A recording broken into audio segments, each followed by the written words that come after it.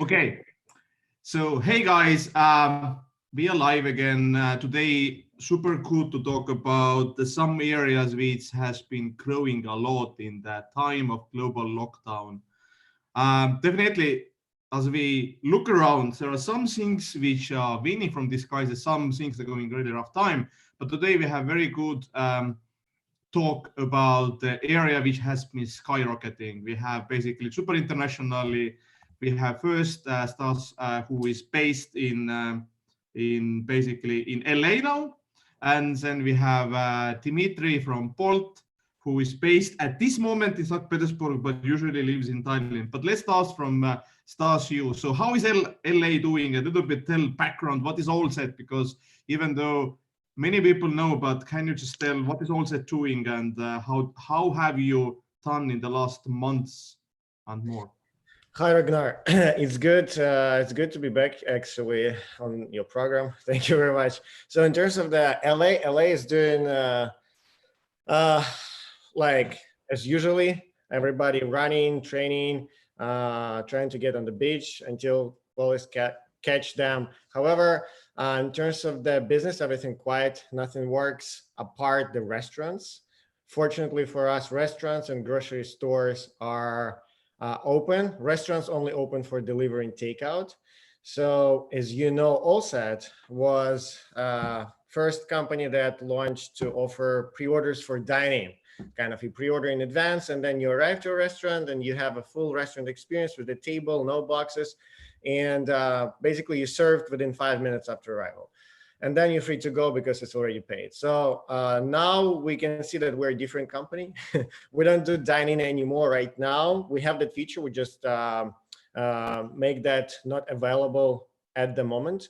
We're happy to bring it back as soon as possible. However, right now we're only focusing on takeout. So we quickly were able to kind of replace dining feature with takeout feature. We actually used to have that as well. And right now, 100% of our orders are takeout only. Interesting that we actually, because we're focusing on that, we were able to do interesting things to help restaurants with slowing down COVID exposure.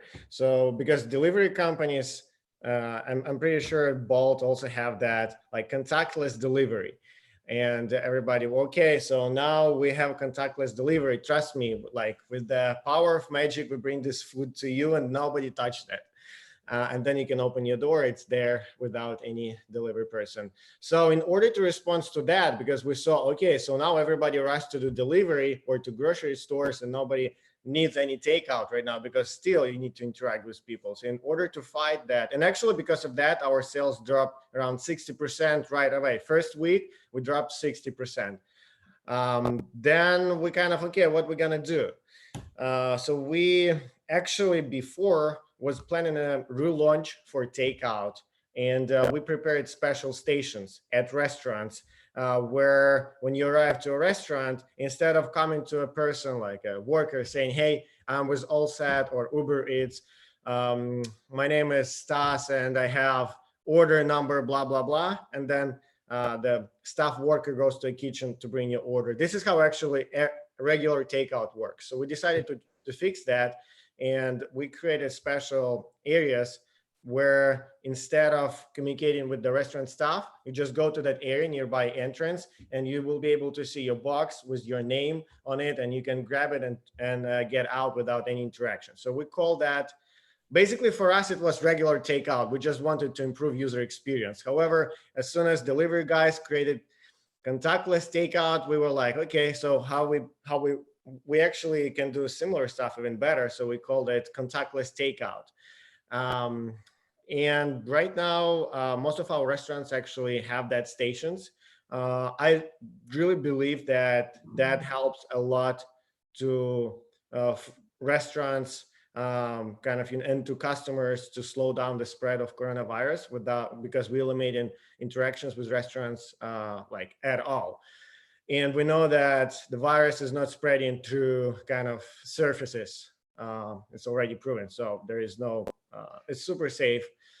And yeah, after that, it was really interesting that other companies picked that up as well. And even delivery companies right now using our kind of restaurants, using our stations to give orders for delivery companies as well. And right now it's a big trend. So I'm happy that we kind of have a big impact on that here. So a little bit. But if to talk about US, I think that basically, as we last time met in January, Allset was exactly what you described when we had an event in Kiev. So when did this happened in the March, all of this huge transformation, or you saw already many things happening before that? So last week before coronavirus, before quarantine, we actually noticed slow down in terms of orders, but not like 60%. It was regular, like maybe 10, 15%. We're like, okay, that's just a bad week for us. And then right away, everything stopped because companies started, as you know, Allset is focused on the busiest districts, let's say financial district. We're trying to work with everybody there and want to make sure that we have all the restaurants available for you when you are at work. But a lot of companies started actually allowing people to work from home, actually forcing them to work from home. So our business actually, our focus became dead. And thanks God, we actually didn't stop acquiring restaurants in suburbans and living areas. So right now we see those restaurants doing much better than restaurants that comparing to busy districts restaurants. And right now, we're just focusing our sales teams nearby those hot areas, as we call them. This is where our users right now live that used to work in financial districts. And we even trying to get grocery stores there. Like we trying to do as much as possible to, to get back. And we are on track to do that. However, still, it's hard. It's tough. I'm pretty sure guys from Bolt have. I'm actually happy to hear what Bolt have right now. I didn't hear. Exactly. So Timmy, let's jump to you. So you basically joined Bolt back in 2019 in May, just focusing Bolt food. And as I understand, Bolt is now basically, it was first just for the restaurants delivery. Tell us what has been Bolt experience in the last months, because at least in Eastern Europe, many people know you guys were super fast to launch new services. Basically the fastest, like people talking about launching totally new service in 8 days, because you saw the main business, which is ride sharing, was hit so badly that in some cities, as I understand, you went basically to the zero. Can you hear me? You scared him. Yes. Hi, Ragnar. Thanks for having me. So my name is Dmitri. Really excited to be here. It's my first appearance on your channel. So yeah, I joined Bolt last year in May. Majority of our business is still ride sharing. If we look at the global perspective, and of course, like Corona impacted our core business. Like we saw a drop, as you said, like up to 100% of the trips in some of the markets like Slovakia, where ride-sharing business was just shut down temporarily because of the coronavirus. Right now, we see some gradual recovery depending on the markets and regions. So in the next several weeks, we're going to see more and more countries actually recovering from the coronavirus. As for food delivery, I think beginning of March, we started to see quite interesting trend. So because of the quarantine and people getting locked down in homes, we actually saw first an uplift in grocery delivery. So this was like the first trend. And at the same time, we saw a drop in restaurant food orders. So I think the pattern is quite interesting because people decided to save money and switch and buy a lot of groceries, probably being afraid that everything will be shut down and there will be no food, and then supermarkets will be closed. So in the first like 2 weeks of the quarantine, we saw the same pattern across all the markets where we had Bolt Foods running. But then after 2 weeks, I think people started to panic less and actually be more confident that life continues. And then we saw like an uplift in food delivery orders all over the places.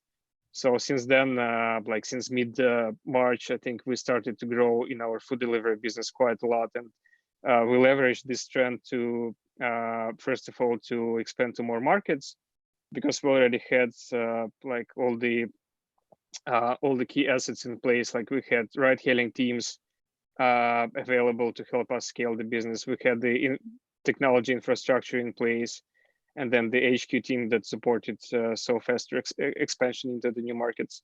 So in the past 4 weeks, we launched our food delivery business in Hungary, in second-tier cities in Slovakia. Also, we launched Cyprus and grocery delivery in Cape Town. So for us, like if we talk about food delivery business, it's actually a time of opportunity. But how did you, because I think that exactly the case was that you managed to launch this thing so freaking fast. How did you basically, because exactly you saw ride sharing is going down and you add in grocery and you are just basically putting more effort. What is more important now for you in the global scale? Is it the restaurants or grocery delivery? Like top level, of course, restaurant delivery is still majority of the business, and this is by far the I would say the easiest and the most appealing value proposition to eaters, to people, because when you think about the frequency, then restaurant delivery is by far more frequent compared to grocery delivery. Usually people buy groceries once in a week, maybe once in 2 weeks, and when it comes to food like lunches or dinners, then the frequency of orders is more frequent, and the urgency to get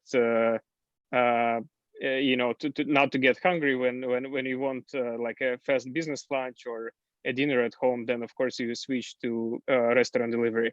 And with groceries, it's a bit different patterns of usage. But what we saw when we added groceries in the past like 4 or 6 weeks is that definitely there is demand for grocery, as well as people don't want to go outside. They're afraid, or there is some lockdown rules in place. So for them, we offer this grocery delivery within 30 or 60 minutes. Also, what we saw is that grocery chains that offer delivery service, they struggle to fulfill orders within weeks. So you can schedule the grocery delivery, but it can be delivered like the next week or maybe 10 days from today. So in this sense, our value prop is very appealing to people who want to get groceries fast. Mm-hmm. Stas, what about what you have seen? What has been happened basically? First of all, how many cities you operating now? We're currently operating at 11 cities, and actually, Dmitri said that it is an opportunity to launch other cities, and we already launched in more cities like Philadelphia, some other smaller cities, and yeah, we're looking toward. So right now, it's easy to launch and expand because restaurants and, like, I'm not sure about groceries, but restaurants, they're actually desperate to work with everybody. They need business, even if you kind of can help with something, like they're going to work with you. So right now, yeah, it's much easier to actually acquire, and plus we receive a lot of incoming applications to it's more incoming than outbound right now in terms of expansion, new locations. But same time, I believe there are much bigger competition, because I have seen that very interesting companies have turned into the basically logistics. Have you seen that also in US? Yeah, so actually for us, it's a good thing because most of the competition is on the delivery side. As you know, we don't do delivery. And for restaurants, when kind of before lockdown, paying 30% for, like, let's say 30% of their business is fine.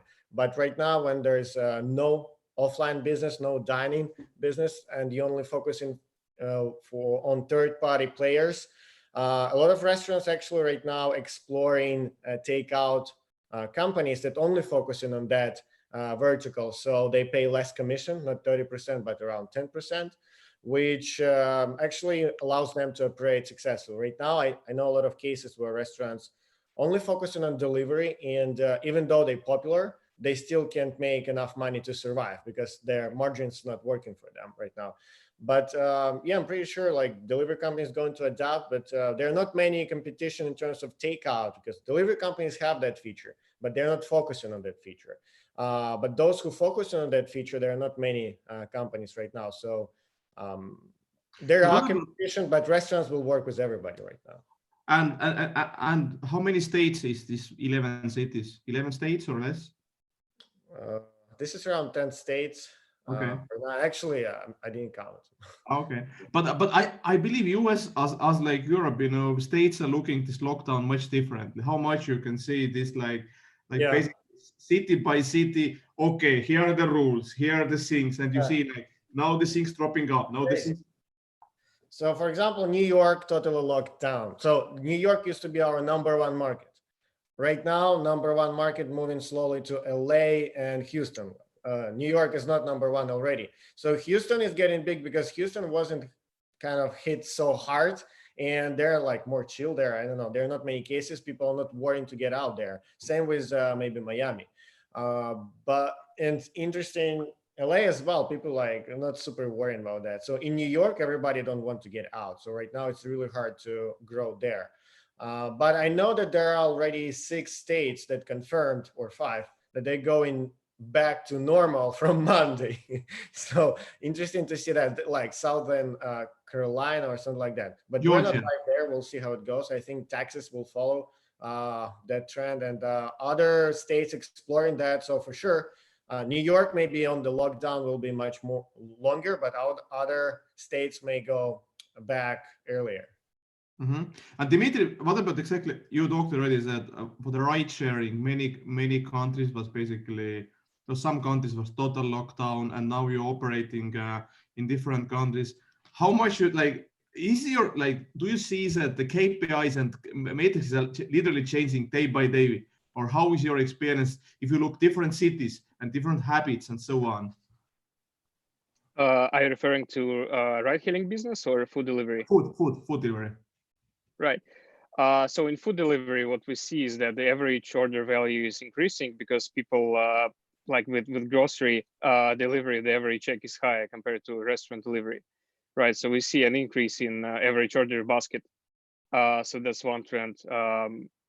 Another one, what we see is that because of people stay at home and don't go to the office, then lunch orders are predominant. So it's much larger portion compared to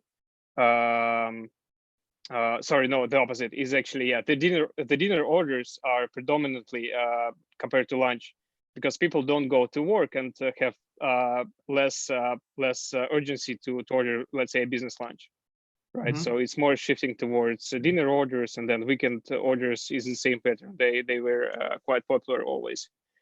I'm sorry for interrupting. So before, you guys had more businesses on lunch? Quite a lot, yeah, because we are still quite young, and like usually we launch a city in the city center where there is business district, many office people who actually order business lunches. So lunches surprisingly is a big portion of our business. But then as we scale the business, as more people in the residential areas learn about us, then dinner orders grow. But we saw like some shift in demand patterns in our ecosystem. Also, what we saw is that some restaurants adapt and actually either prolong their working hours or shut down completely. So this is quite interesting pattern. So the logic is that they run some estimation, and if it's not economically sense to work only for takeout delivery, then they just shut down temporarily. And others just continue to operate, even ready to offer some discounts to increase the orders and utilize their assets and staff better.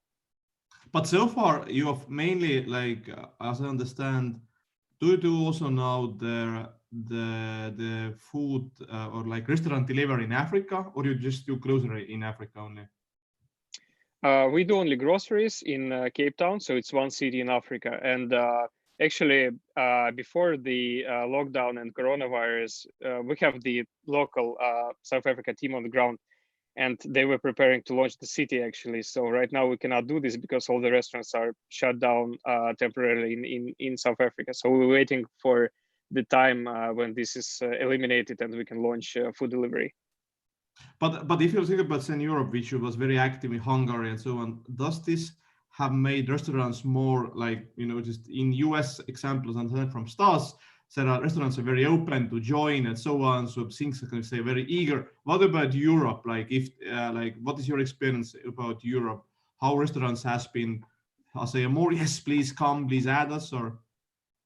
Yeah, like definitely restaurants are more open right now to partner because we can offer for them incremental revenues, right? And this is actually a good value added to the restaurants and to grocery chains as well. So in the time of crisis, we offer additional revenue, and we have quite loyal base of users in all the cities that we operate.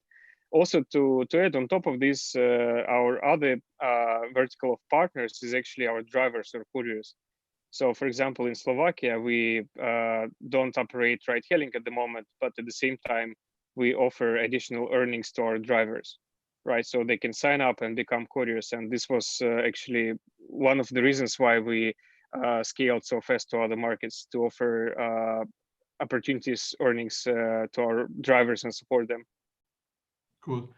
Stas, back to you. So the question as well is that I think that one of the biggest news in TechCrunch was how Bird was laying out, I don't know, half people using Zoom messages and so on. So what is basically, you adapted immediately to the new model, but how much financially needed to change all your predictions, other things, and that is affected the team and, revenue and so on? Mm-hmm. So for us, we got lucky to close around right before or right at the beginning of the quarantine, and we actually. It was closing round at February. We closed it on the first week of the lockdown, so kind of end of basically March. In the middle of March. End of March. You signed documents end of March? Oh my God. No, we signed documents maybe when the coronavirus started, and we closed and got all the money 30th of March. And you didn't have pushback from VCs? Oh no, I found this, like said, your sister is whatever. I have like SoftBank backed out from Uber deal. You didn't have any that pressure from them? We actually had. So we initially planned to raise 12 millions, and one of the there were a few others that I considered they will join the round, and we had a kind of soft commit for that. And when we moved forward and the quarantine just started, then a few investors just stopped replying to my emails. So, but it's totally understandable. We still in contact, and we agreed to continue our talks as soon as everything will back to normal, etc. So, but we currently doing pretty good. We're not going to fire anybody. We're actually expanding. We're super busy. I've never been busy at home before like those like this past months. Yeah, and again, I consider ourselves lucky. But in terms of revenue, we see 60% decline. We currently forecasting around 50% decline moving forward, kind of from the times before, from February, for example. And yeah, I'm going to report those forecasts because I see how other companies forecasting. They're forecasting their lowest numbers right now from the first months of the quarantine, and then we'll do our best to grow from that. But I'm pretty sure we will. I just don't want to be super optimistic here. This is the time where you shouldn't be optimistic right now in terms of numbers. In terms of soul and head, for sure, like optimistic is good. But in terms of numbers, we're trying to keep our run rate at least to around 20 months right now, like to bring it to 20 months. Because you can imagine when I closed the round, kind of before I was closing the round, I was like, okay, this is a good money for us to invest into growth and show amazing results. So then in 6 months, I can come back and get much bigger round for expansion, for like Europe expansion, etc. Because we were actually growing like 20% month over month. But right now, yeah, I know for sure that I need to keep money in the bank and be super efficient and to have around 20 months or 24 months of run rate. I'm not sure when companies will be able to raise again. But we currently have a good interest from investors, surprisingly. Really? Maybe because kind of it's a lucky niche right now, but still. But how is basically, because if you're opening new cities, I assume you are basically hiring new people who will run those cities. Or how is your expansion playbook? So if we were before quarantine, we would hire people. Right now, we don't hire people because sales reps, they need to sell door to door. They need to operate in the fields. Right now, nobody can go and operate in the fields. So we keep the same team that working from home. How we expand, we're actually getting a lot of incoming leads from all the US, and then we trying to see where we have like maybe 20, 30 restaurants already want to work with us, Then we just launch with them, and we allow our team to call other restaurants in kind of this area as well. This is how we expand. And this is actually a good experience for me, because now I know that it's not super important for me to actually hire people in the fields. I can do it like from home, because before I tried that, it didn't work out, like from Kyiv, for example. But now I know, like in US, you can actually hire them here and call to another state.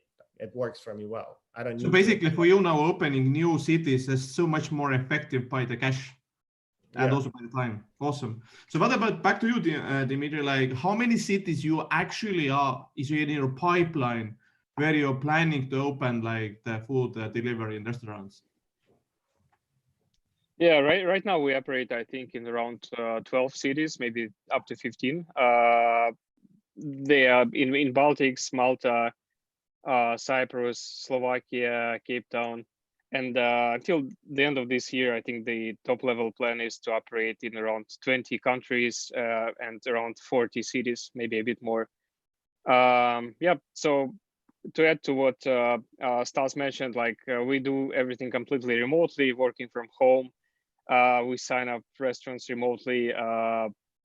For courier onboardings, we need to send somebody in the field for several hours just to distribute the bags, but it's like all contactless. Yeah, but I want to add that it's quite new experience for us, and we started to rethink our business and how it can be run, for example, for remote sales or for running some operational processes, maybe creating more synergy between both food business team and then with the ride-hailing team that already has like a backbone of operations teams all over the places, and we can create more synergies together. But you also, I assume you're using your existing team for the expansions, is the people who worked in ride sharing to the grocery and food, or you are hiring new people for the new cities?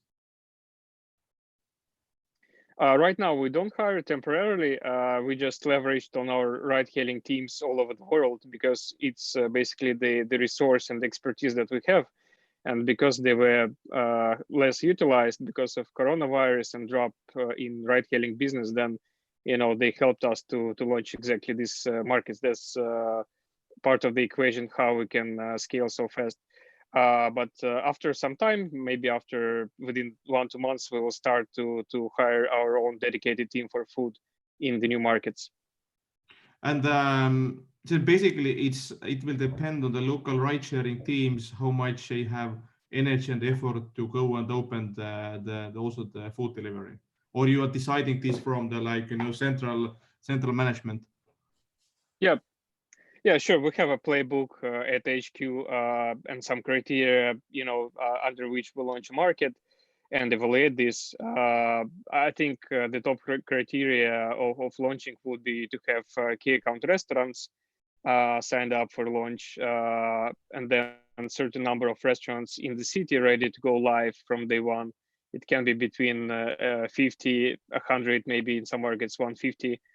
Now we give some discount because time to market is more important for us to launch faster, right? But typically it can be between 100 and 200 restaurants needed for the launching in a city.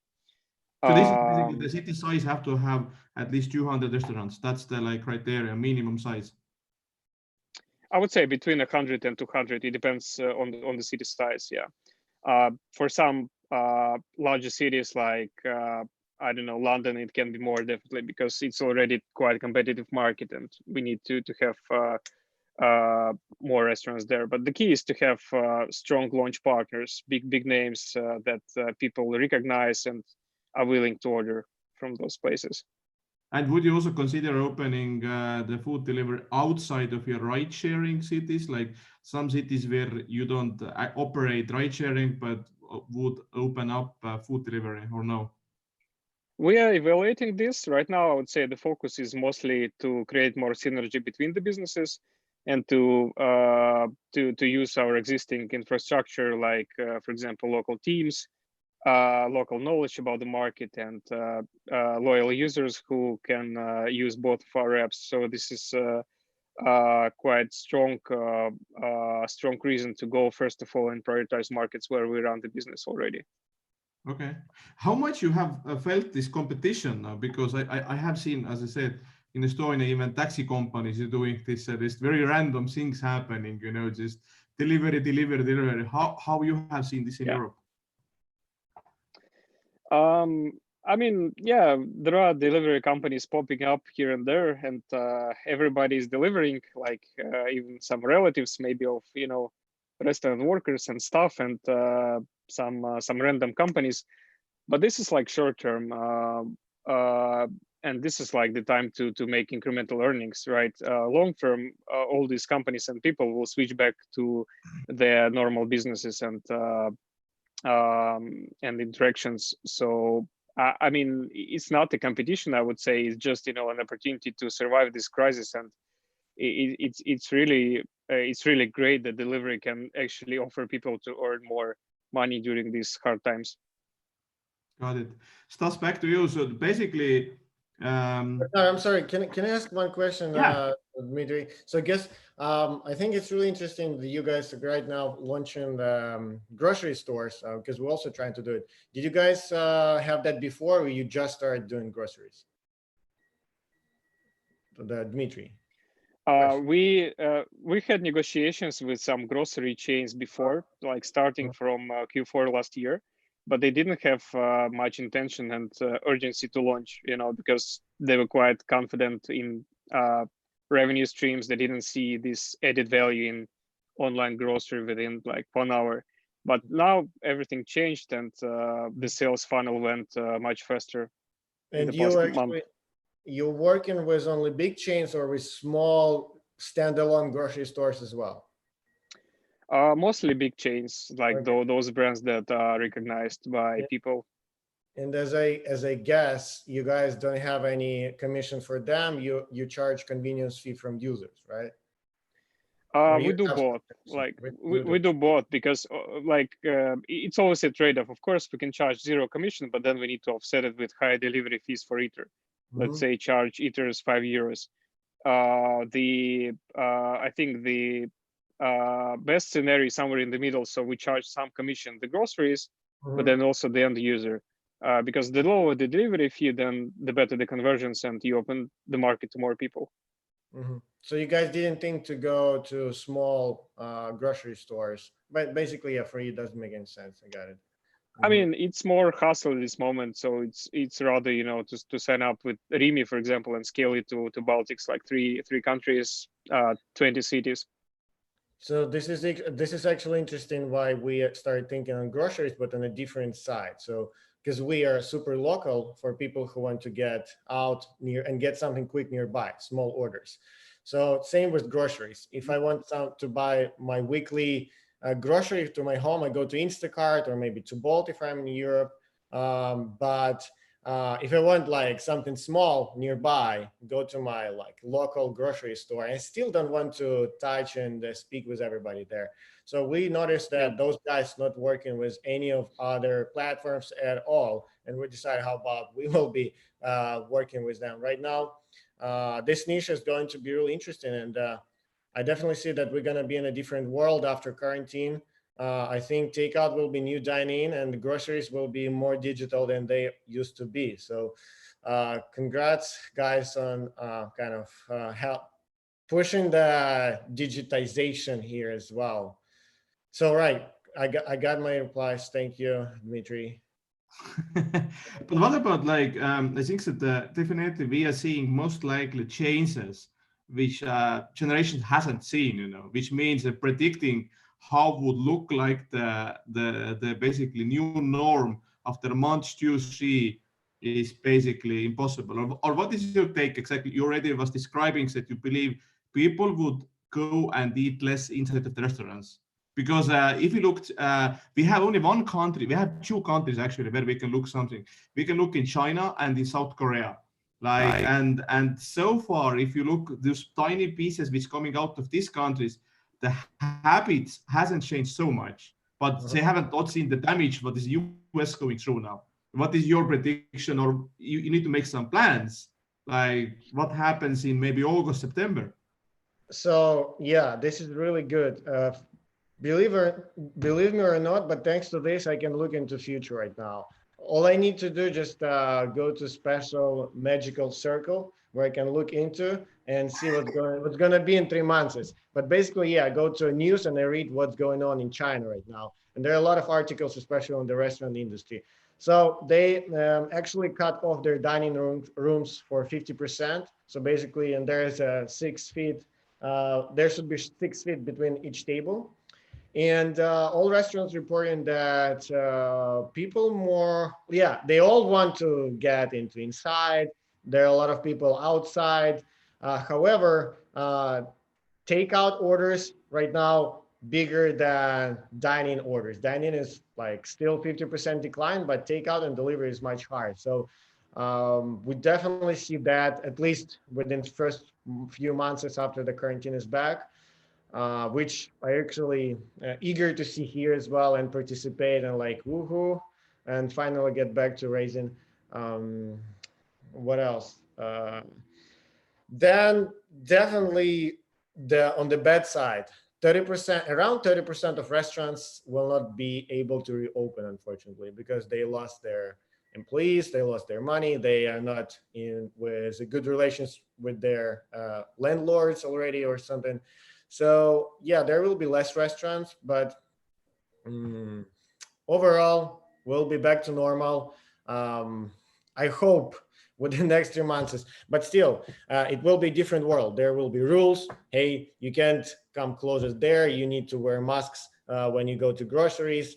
All the employees should wear masks. Employers have to provide masks to their employees everywhere. It's kind of like there will be more rules, but we can go through that.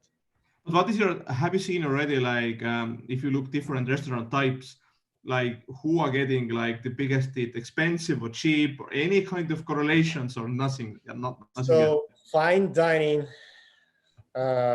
in bad situation, really, it's I'm not sure when they will be able to get back to normal, but fine dining is actually, they were always hard to operate, but right now people, I don't know, like for sure, the cheaper you are and the faster you can serve customers, you don't even need to have tables, like mostly for takeout. They maybe even see more orders. But those who are fancy restaurants that only focusing on dining, they will be hard to operate those businesses there. Dmitri, what is your take, like, like this magic ball and so on? Because at least you need to do some kind of predictions when you have so many unknown of unknowns. Yeah, well, on the downside, I agree with Stas that some restaurants will go out of the business, unfortunately. So that's like the bad side of this situation. On the good side, I think that restaurants and like any business owners will be more flexible and open to partner with any sort of online businesses like takeout or food delivery to diversify their risks and get incremental revenue streams. Also, like I would say the price category of like an average restaurant will go down and fine dining will be less evident on the roadmap for any like business owner in general, because it's a risky business considering this situation. And like in general, after the crisis, people are more price sensitive, so people will switch to more affordable options like in transportation, in foods, these essentials expense categories. So we will see a shift and more favorable demand towards lower priced restaurants and middle priced restaurants, and much less to fine dining, as Stas mentioned. Yeah, and I think as I mentioned, like people will be more open to experiment with new business ventures like dark kitchens, for example, or virtual restaurants where people can rent a small space and plug in several tablets inside, and then be open for delivery in the city. So I think this can actually speed up these dark kitchens projects all over the world. Really? Somebody called those restaurants here as babushka restaurant. Babushka restaurant. It's really so. I have a small question to Dmitri as well. Okay, sure. 1 second. So actually, Ragnar, you told me that, like, I read that each company will share some insights, right? So we shared that we're down 50 to 60%, like started from 60 right now around 50, and trying to get back on track. So yep. what's with you guys on board? How in overall, like, do you guys see? Are you guys higher in revenues than before, or kind of as well down? Like, yeah. So Rise business, as I mentioned, it went down like globally 50 up to, in some countries, 100% because of temporary shutdown. In so Sweden, overall, for example, it's around 50%, right? Overall, global. Sorry. Overall, it's around 50% down. I would say a bit more, like around 60% or so, but again, it depends. So like the markets and regions were developing not at the same time, right? So like Africa was lagging, Europe, it hit earlier, so etc. And now we see like restoration of orders of trips already in some markets. As for like food delivery, we saw like growth of I don't know, like 50, 100, even more percentage depending on the markets. So for food delivery, it's really the time of opportunity, and the business is growing like several X over the past months. So if you take only delivery, you're actually up comparing to the previous period. Oh yeah, we're up definitely. And as I said, like we saw we saw an increase immediately, like when the countries went on lockdown and quarantine kicked in. That's interesting, because here I spoke with DoorDash, with Grubhub guys. So first few weeks they were down 70% because people stocked up their refrigerators from groceries for nearest like few weeks. They didn't order at restaurants as they used before. Just they didn't know what's going to happen.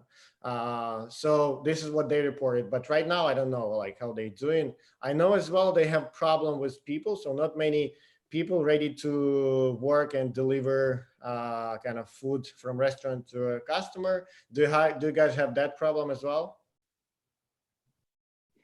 Sorry, which problem? Like not delivering? Not many people willing to work for delivery companies and risk their lives to kind of go to a restaurant and deliver. Okay, that's a good one. But Dmitri, so do you have any problem with the couriers?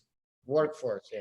Yes. To be honest, like we don't have this issue of not having enough couriers. I don't know, maybe market is not as saturated as in the US. That can be one option. Also, as mentioned, like many of our ride-hailing drivers have much less work and earnings right now, so they sign up to become couriers in our markets. So on the supply side, we don't have any issues to scale couriers. By the way, but most interesting fact. So go on. Yeah, a lot of those guys went kind of.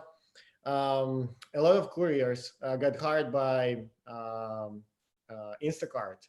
And right now, I don't know. Yeah, right now I'm not sure about the Grubhub, but before, when everybody was worrying what's going to happen, nobody wanted to drive. I came back from New York, I guess, right in kind of when everything started, and drivers, like there were no drivers. They didn't want to work. Actually, they were worrying like if I go to get some catch some cold or etc. So that's interesting. But right now it seems like everybody wants to get back to work. Everybody needs money. So this is a good time for you guys. I'm pretty sure in terms of careers and others. So Yep. And also on the Rise business, as I said, like we see also recovery. So it's good to see that overall, like the economies are going back on track and people start to, go out and spend money and come back to their regular lives, because this is like very important for economies of cities and globally. Have you So done, by the way, analysis like in the grocery side? Is still toilet paper popular to basically order? I think it is. I didn't look down into like this specific category analytics, but yeah, I think it's one of the top sellers. Maybe more in the beginning because people were afraid, that even groceries will be shut down. But now, as people have more confidence and less urgency to buy all these piles of toilet paper, then it should be less in high demand compared to previous weeks. And does understand if you look globally, what has happened that for the Bolt now, the #1 market, if you collect all of the revenue together, is now Kiev. Yeah, and part of that is because the public transport was shut down during the quarantine. So that's why people switched to personal cars and ride-hailing services. So yeah, it's right now the revenue driver for us. did you check how toilet paper doing in Kiev? Like, are there people interested in that? I don't know. Like, we don't Well, operate in Kiev yet. That's interesting. We don't. Yeah.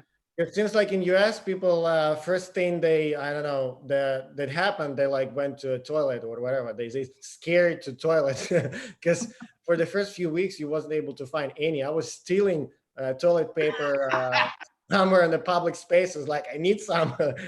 Hey, dude, do you have some toilet paper? That was interesting.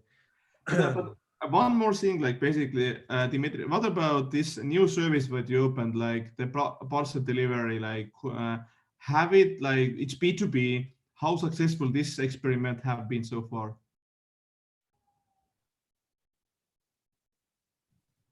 Is it a question for Dmitri? Yeah. So. Yes.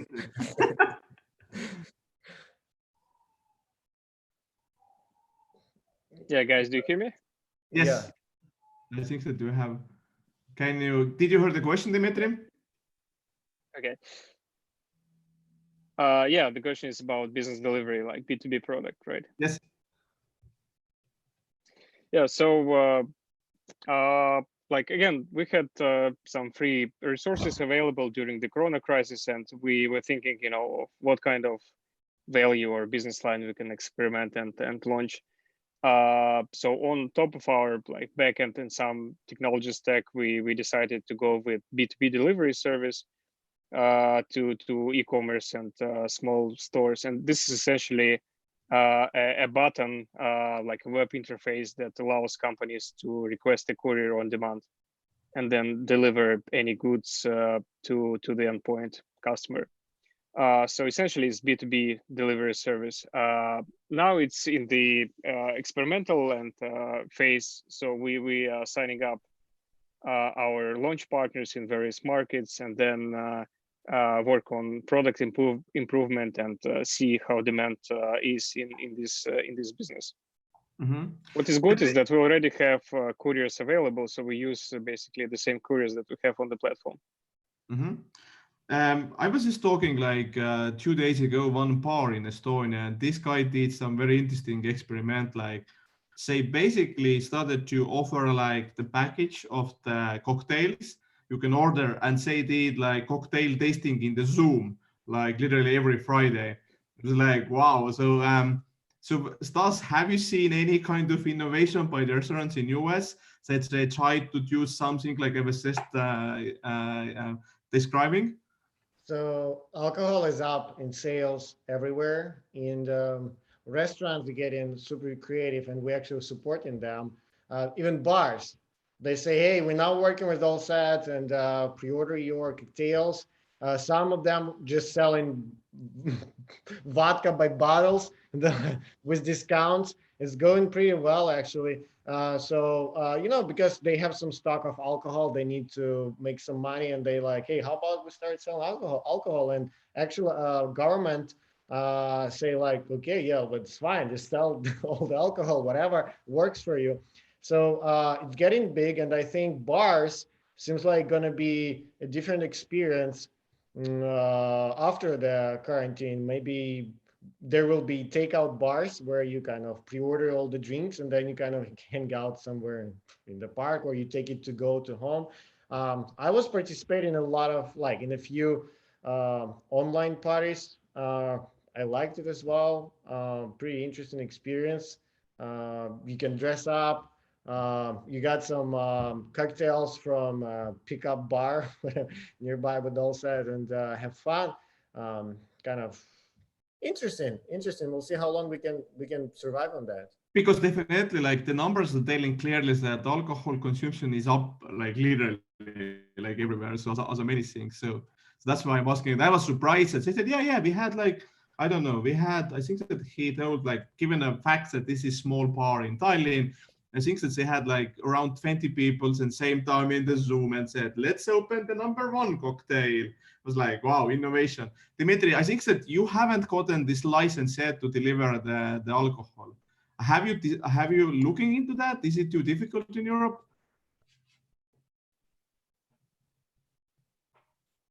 So right now we're experimenting in Riga with alcohol delivery with one partner, and see how overall the flow works, and then we're gonna decide on the expansion for this category. But yeah, definitely it has pretty high demand, especially right now in these times. But is it also that regulations country by country is pretty different, which also I assume is making your life much more difficult, because even the EU, how much would be like, if you want to have an alcohol license, you need to do more paperwork because it's much more regulated than other areas, I believe.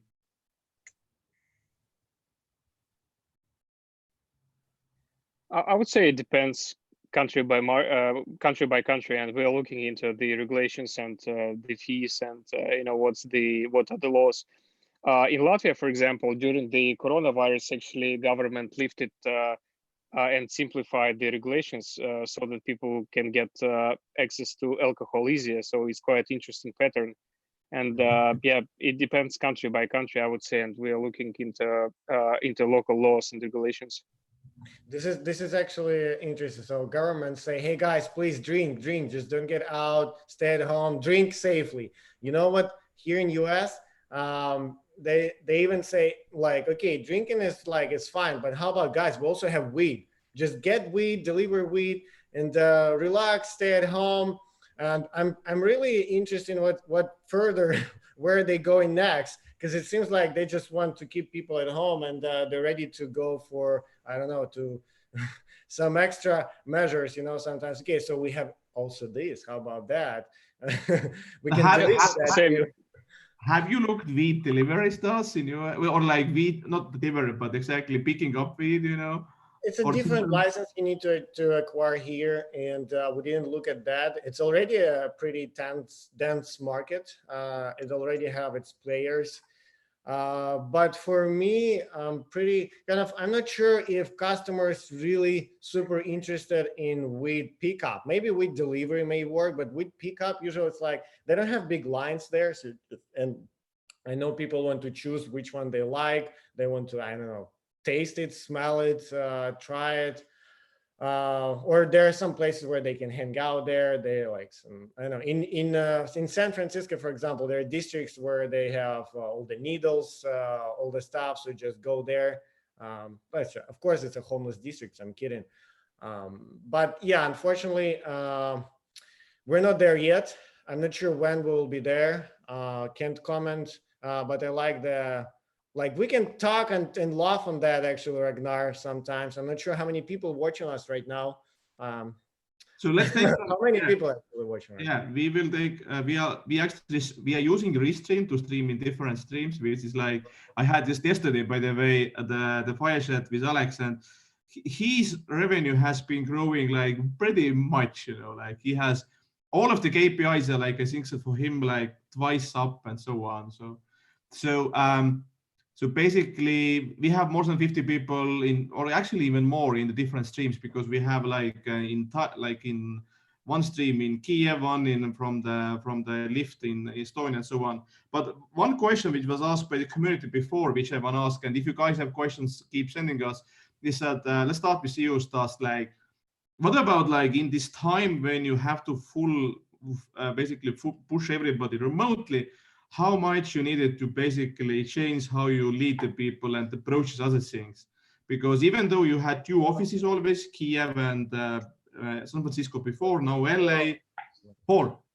Yeah. Okay. Tell us your experience exactly when you need to, first of all, you are changing the business model. Second of all, everybody's, around the world and so on. What it have meant for you, as a founder and CEO?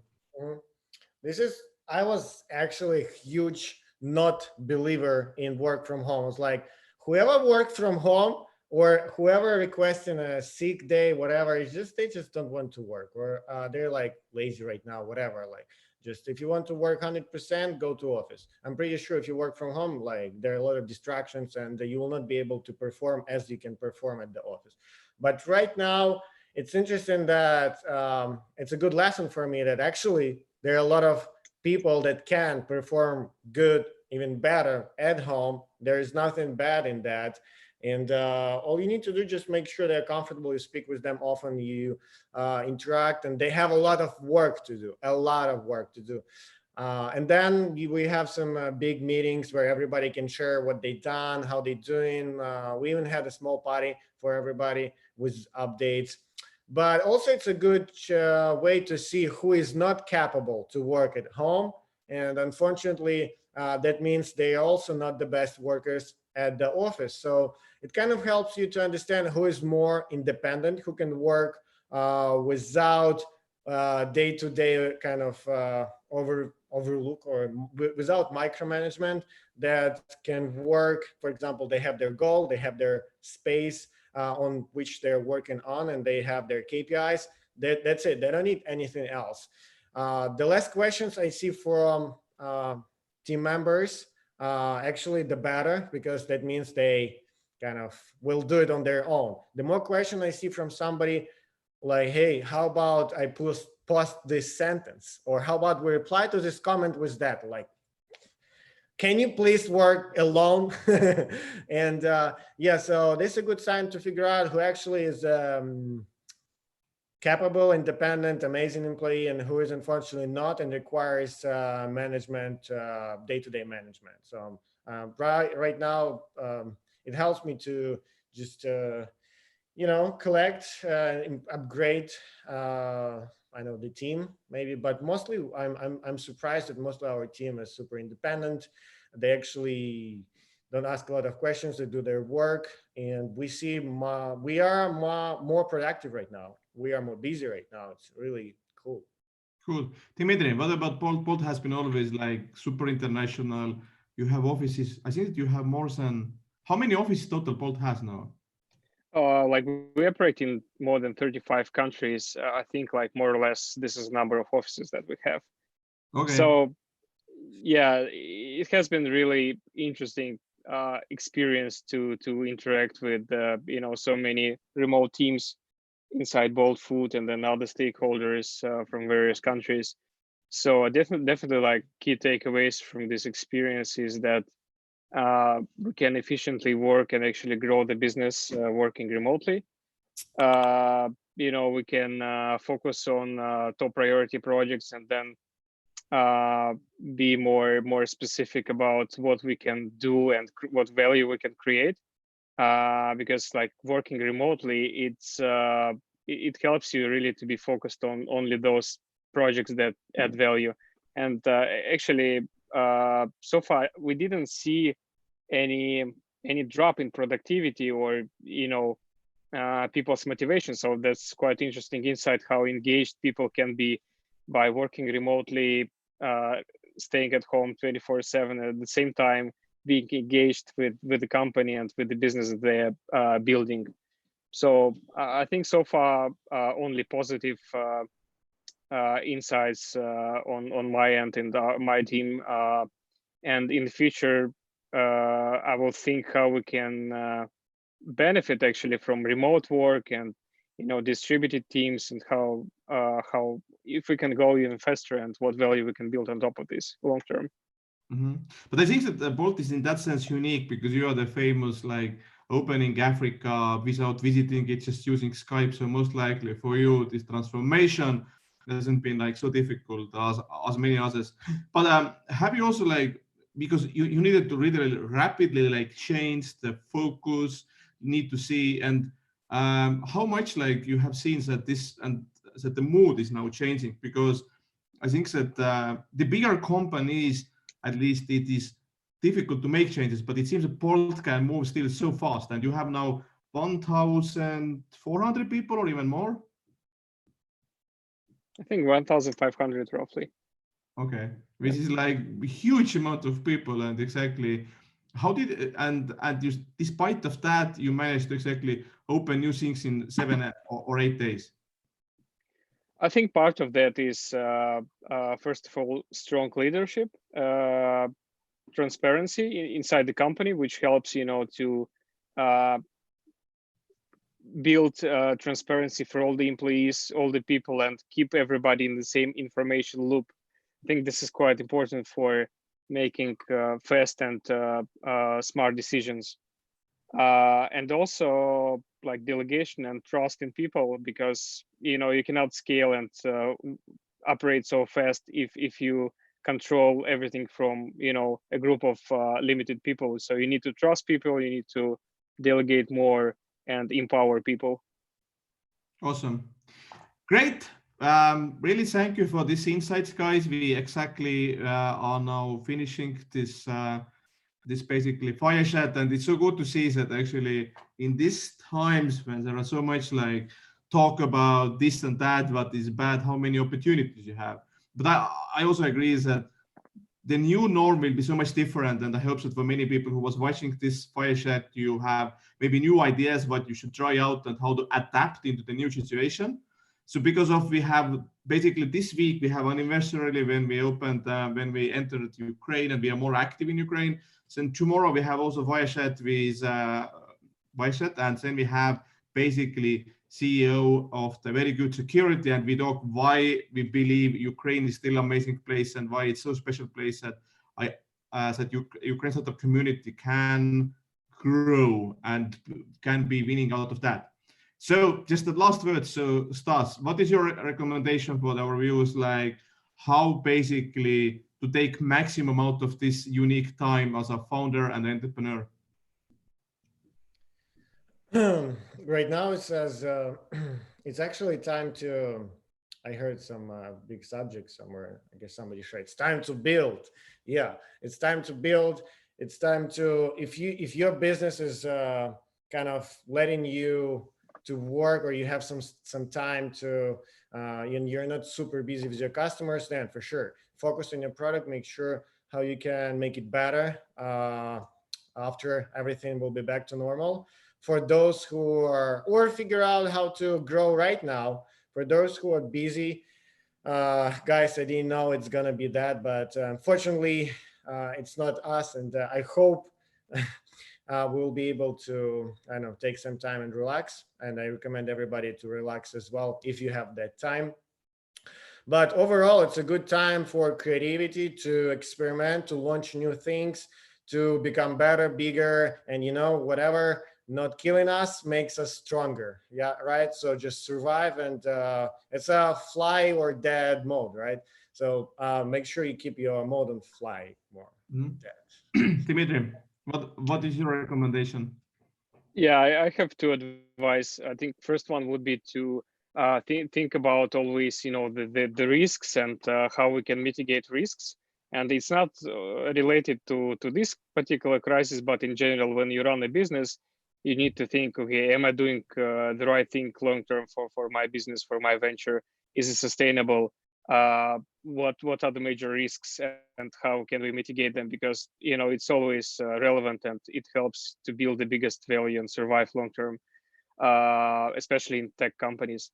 And the second advice is to be more flexible, because I think especially after this crisis, flexibility is one of the key key sources of building value and adapting to the situation. The world will be more flexible, and we as managers, as entrepreneurs and companies need to be flexible and adapt as well. Great. Thank you guys for this very important positive message, and also showing that you can basically business-wise grow and have a new basically successes on that time. Thank you guys. Thank you everybody who was watching us in Facebook.